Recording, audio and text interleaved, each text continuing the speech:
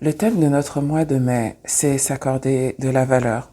Et vous et moi savons que les endroits où nous apprenons à nous accorder une faible estime de nous, où nous accordons peu de valeur à notre parole, à nos mots, à notre attitude, à nos caractères, à notre personnalité, c'est souvent dans notre famille.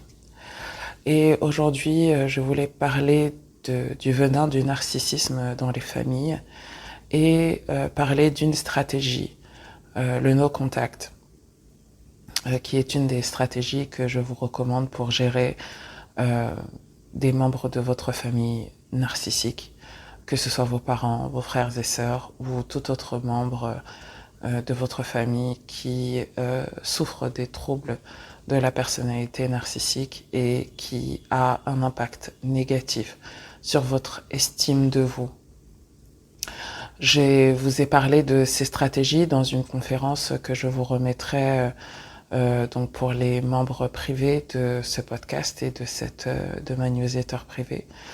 Donc c'est une conférence que j'ai animée, il me semble, au mois d'avril ou au mois de mars, qui s'appelle Libérer de l'emprise, où je vous détaille les stratégies pour sortir de l'emprise, des stratégies spirituelles pour sortir de l'emprise. Et une de ces stratégies, c'est le no contact. Maintenant, je sais que pour beaucoup d'entre vous qui m'écoutez, l'idée simplement de ne pas être en contact avec certains membres de votre famille et couper complètement les ponts a deux effets. Pour certains, c'est impensable. Malgré la souffrance que vous infligent ces relations, vous préférez rester dans ces relations, ce que je peux tout à fait comprendre pour tout un tas de raisons. Et je ne suis pas là pour vous juger, donc ne vous inquiétez pas, dans la conférence vous avez des outils et des stratégies que vous pouvez mettre en place pour que le narcissisme ne vous fasse plus de mal, parce que le narcissisme, ça fait du mal, ça brise des gens, ça brise leur estime d'eux. Et quand on n'a pas d'estime de soi, en fait, on peut pas avancer dans la vie. On peut pas avancer dans la vie et on peut pas avancer dans la vie au niveau optimal de ses capacités mentales, physiques, énergétiques, émotionnelles et spirituelles. On peut pas, en fait. Et ça, il faut que vous soyez au clair là-dessus. Et la deuxième réaction que j'ai par rapport au no contact, c'est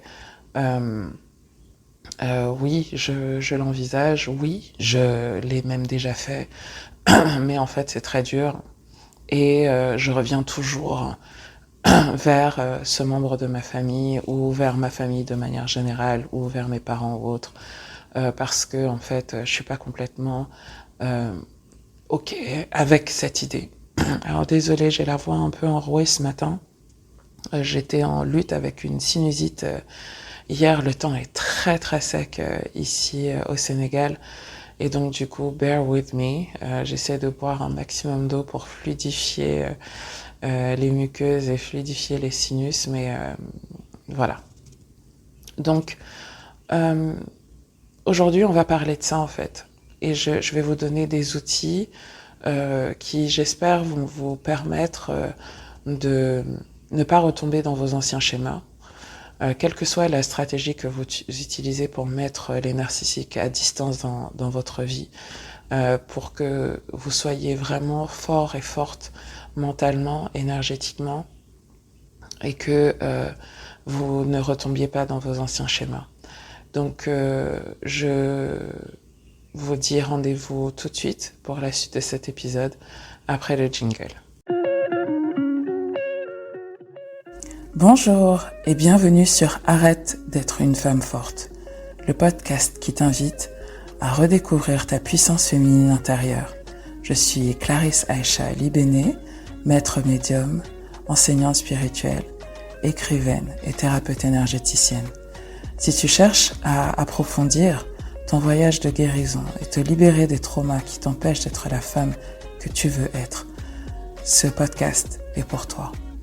Deviens membre de notre communauté exclusive et accède à Bliss, notre plateforme dédiée aux méditations et aux soins énergétiques.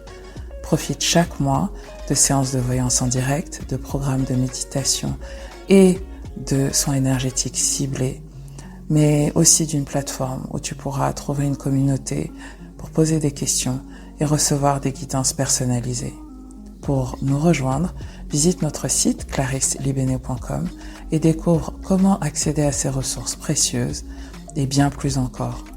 Ensemble, arrêtons d'être des femmes fortes par obligation et devenons des femmes puissantes par choix. Allez, assez de blabla pour aujourd'hui. Je te dis rendez-vous sans plus attendre dans notre épisode du jour.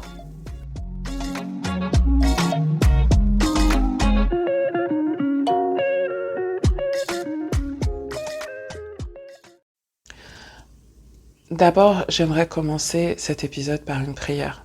Aujourd'hui, c'est la nouvelle lune en taureau, qui gouverne notre estime de nous, qui gouverne notre relation à l'argent, à l'abondance, qui gouverne notre relation à notre créativité, à notre fertilité. Et vraiment, j'appartiens à la génération Chiron en taureau, et donc ça a été mon axe de guérison principal dans ma vie, l'énergie taureau. Et je tiens à faire une prière aujourd'hui à Dieu, à mes guides, à mes anges, à mes ancêtres. Vraiment, du plus profond de mon cœur, je tiens à vous remercier. Merci, merci, merci Seigneur, de m'avoir libéré, moi, de m'avoir donné les outils pour sortir de l'emprise du narcissisme, pour m'avoir reconnecté avec ma propre source d'abondance, de joie et d'amour.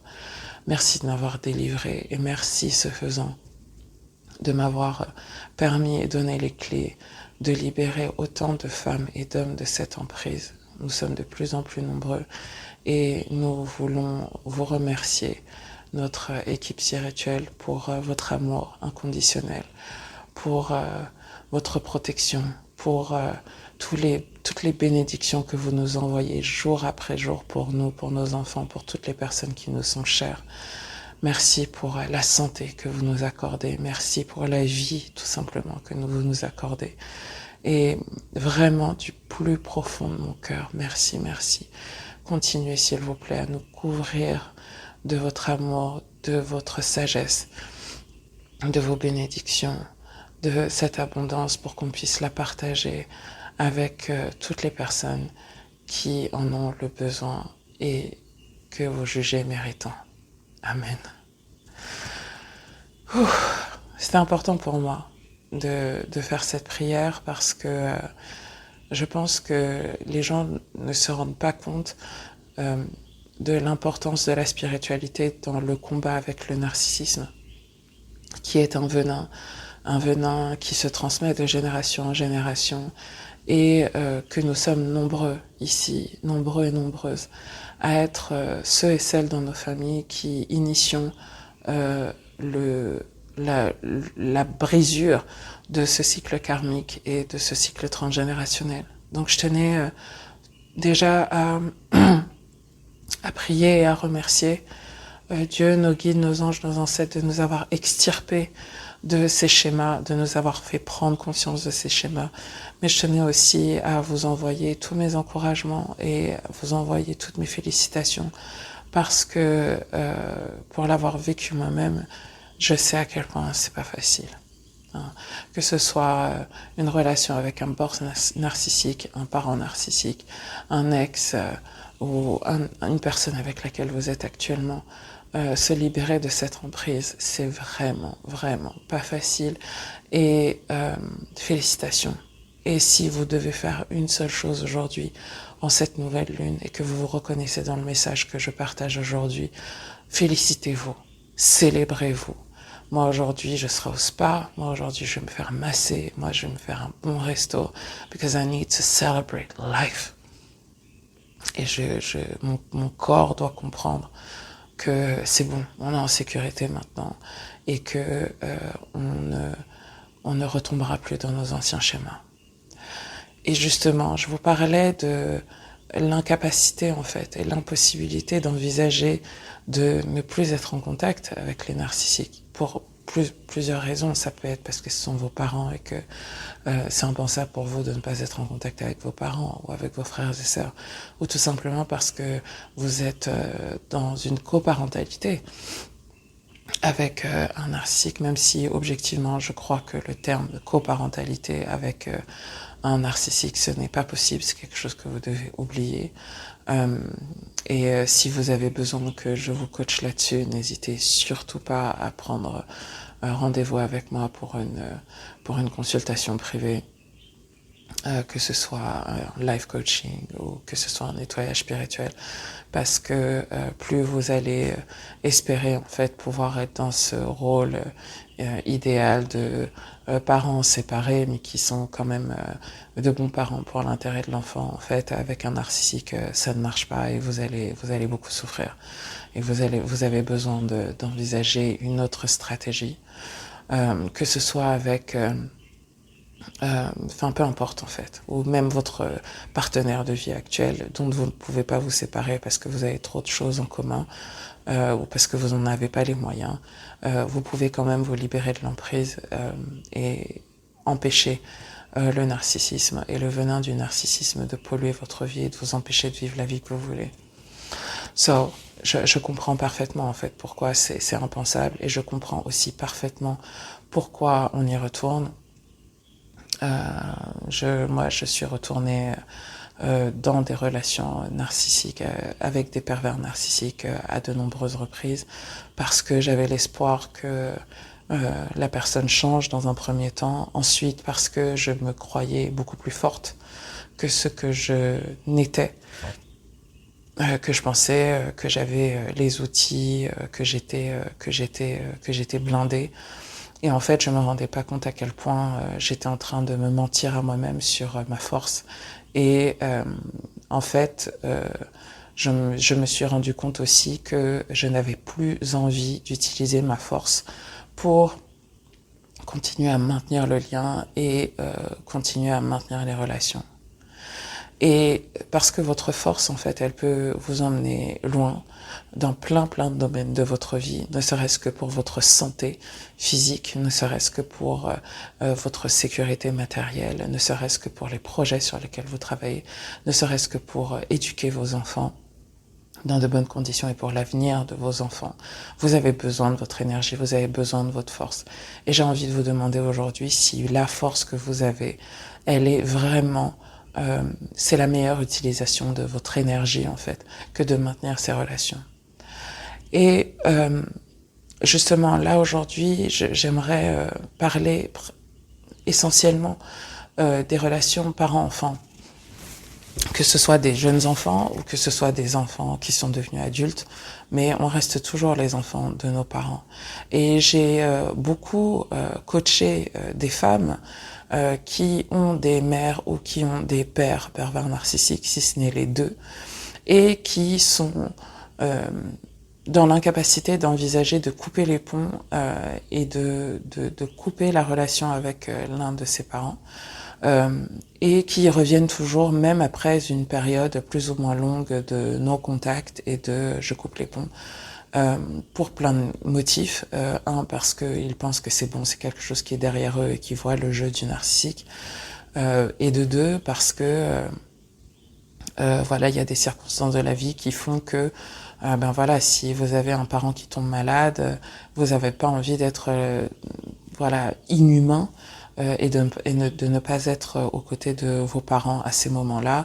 Vous avez des périodes de la vie où en fait, je sais pas, vous venez d'avoir un enfant, vous vous dites en fait, il est hors de question que mes enfants grandissent sans grands-parents.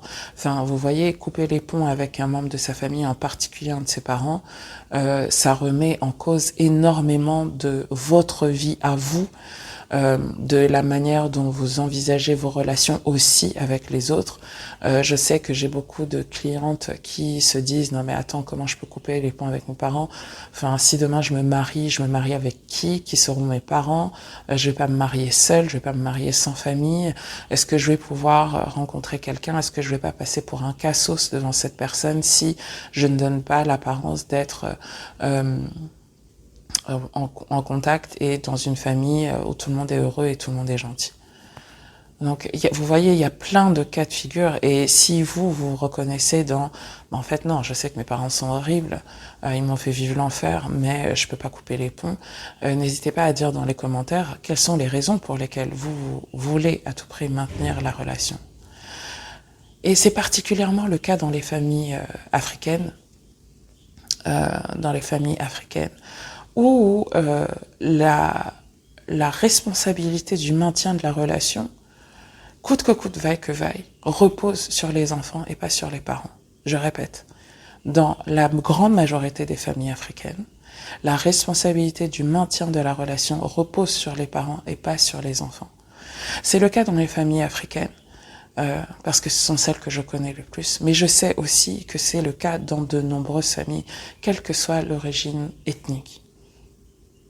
En fait, quand tu dis non, mais je ne parle plus à mes parents, on te dit mais c'est ta mère quand même, parce que en fait, on dit que c'est à toi d'être responsable du lien, et personne ne se demande mais qu'est-ce que cette personne a bien pu vivre avec ses parents, qu'est-ce que ses parents ont bien pu lui faire subir pour qu'elle décide de couper les ponts.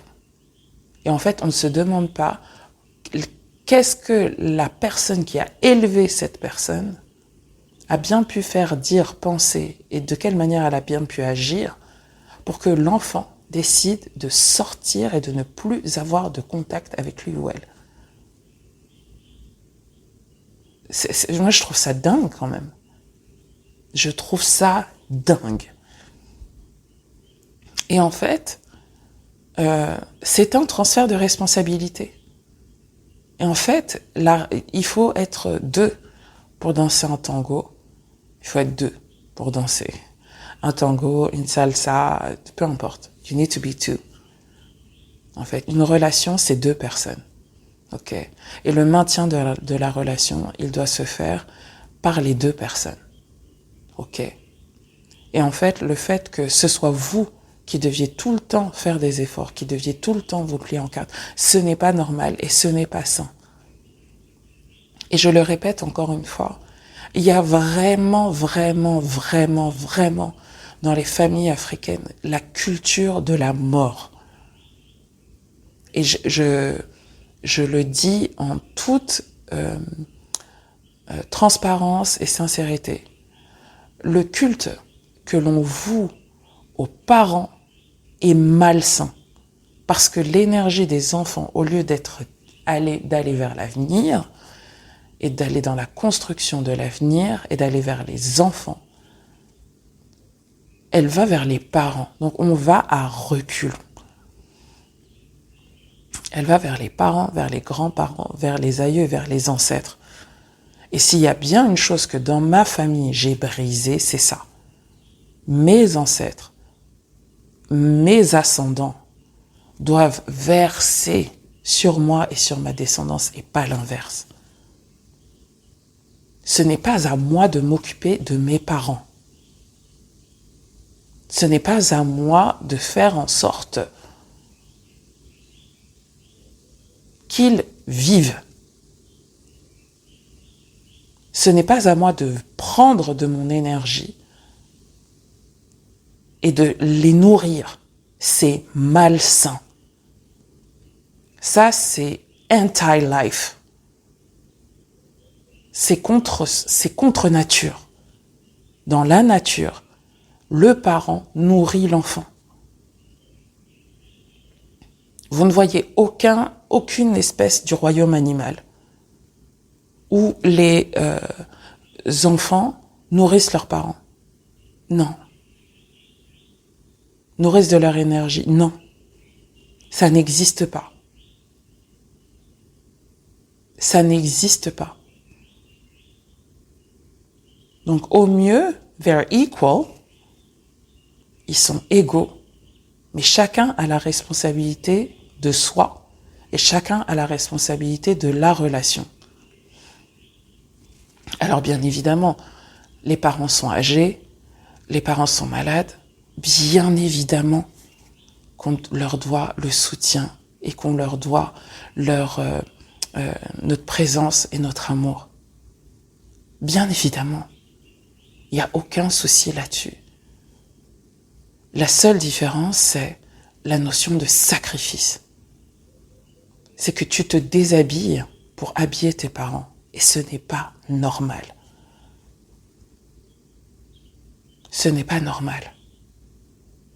Et ce n'est pas normal non plus que ce soit ta seule responsabilité, quel que soit le niveau de souffrance que tes parents t'infligent, de maintenir la relation.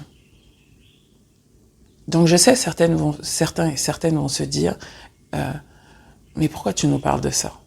Mais parce que je sais qu'il y en a parmi vous qui ont des enfants, par exemple. Et vous vous dites, mais attends, si je parle plus à mes parents, quelles vont être leurs relations avec leurs petits-enfants? Si tes parents ils veulent être en contact avec leurs petits-enfants, qu'ils les contactent. Toi, t'as pas à être à entraver cette relation, mais c'est à tes parents de faire l'effort. S'ils veulent vraiment être en contact avec leurs petits-enfants, qu'ils appellent leurs petits-enfants, qu'ils se déplacent, qu'ils les prennent, qu'ils s'en occupent. Let them do the work. Pareil avec ton ex narcissique. Pareil avec ton ex narcissique. Et là, j'entends beaucoup d'hommes qui sont là. Hier ou avant-hier, j'ai posté une vidéo sur Noémie Lenoir. Et le fait qu'elle ne veuille pas vivre sous le même toit avec un homme. Bon, chacun avec sa manière de vivre. Moi, l'essentiel, c'est que elle, ses enfants, et que ses partenaires de vie s'y trouvent et les pères de ses enfants s'y retrouvent. Hein. Il y a autant de types de familles maintenant qu'il y a d'individualités. La famille traditionnelle telle qu'on a connue a disparu. Mais j'entends des hommes, et je lis les commentaires, ouais, et les droits des pères, et les droits des enfants. I'm like, dude, mais quelle femme peut vous empêcher de prendre vos enfants et de vous en occuper? Quelle femme peut faire ça? Who can do that? Nobody. Qui peut vous empêcher de vous occuper de vos enfants comme vous le souhaitez? Nobody. Quelle femme? Personne. Personne ne peut vous l'empêcher. Vous allez me dire, ouais, la justice, non. La justice donne un cadre. Suivez ce cadre. Et ça, j'entends beaucoup d'hommes avoir ce discours nauséabond sur le pouvoir des femmes dans leur relation avec leurs enfants. Mais c'est parce que vous leur donnez. Et là, je vais partager de quelque chose de très personnel. Le père de mes enfants s'occupe de mes enfants H24. Je les ai pendant les vacances. Il a voulu prendre ses enfants et je ne me suis pas opposée. Ce sont ses enfants. Et mes enfants ont besoin de leur père. Après, si vous choisissez des folles,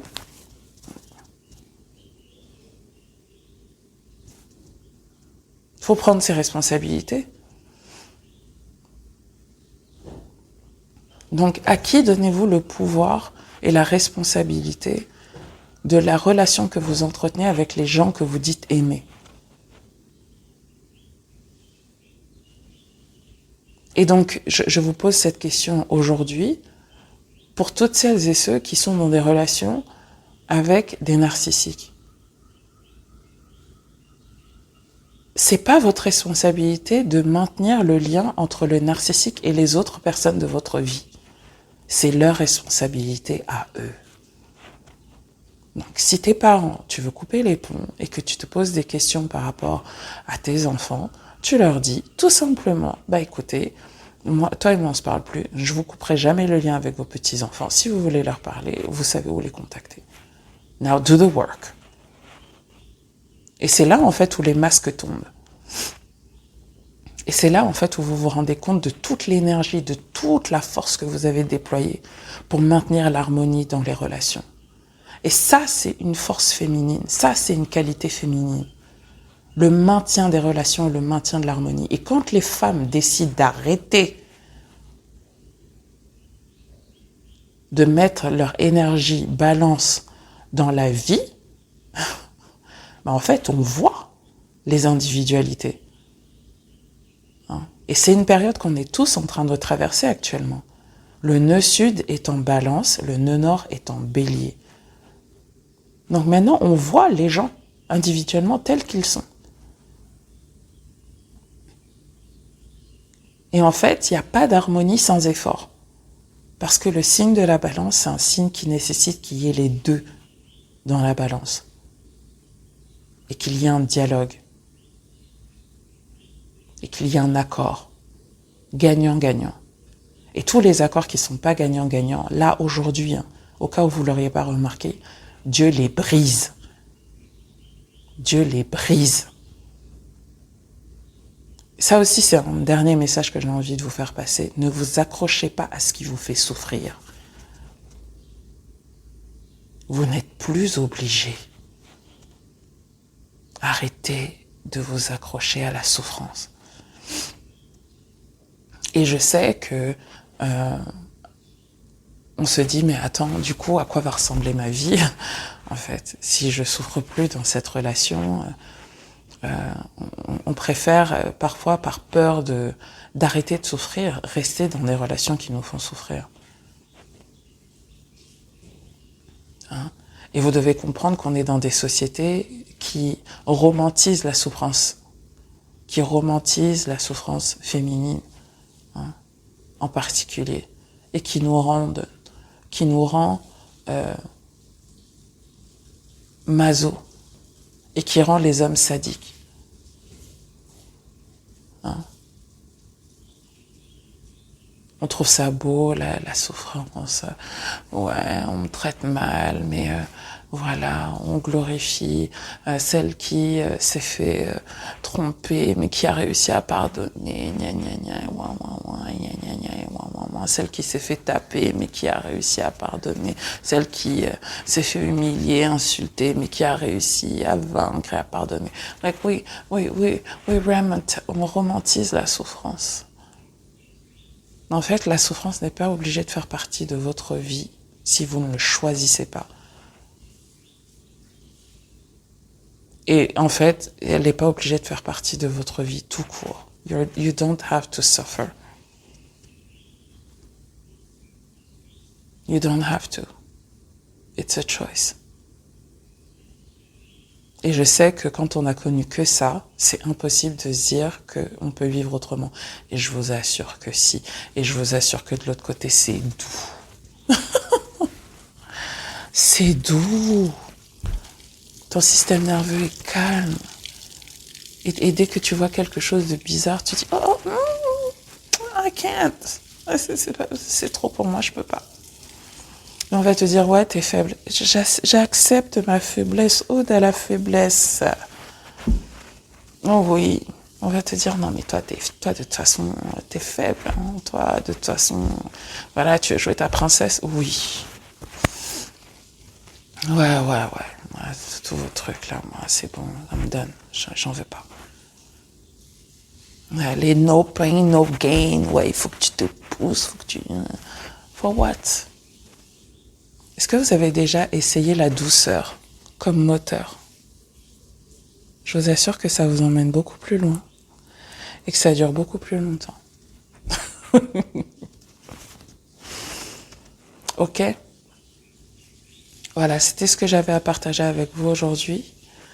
Je vous mets en bas dans les notes du podcast le replay de la conférence Sortir de l'emprise. Elle est réservée aux membres, donc si vous souhaitez y avoir accès, n'hésitez pas à rejoindre les membres de cette newsletter privée. Et pendant ma conférence à Paris du 23 juin, bien évidemment qu'on parlera de ces sujets. Hein. On parlera de ces sujets parce que il faut qu'on en sorte en fait. Pour nous, pour nos enfants, pour nos descendants. Moi, je rêve d'un monde où en fait, il n'y a plus de pervers narcissiques.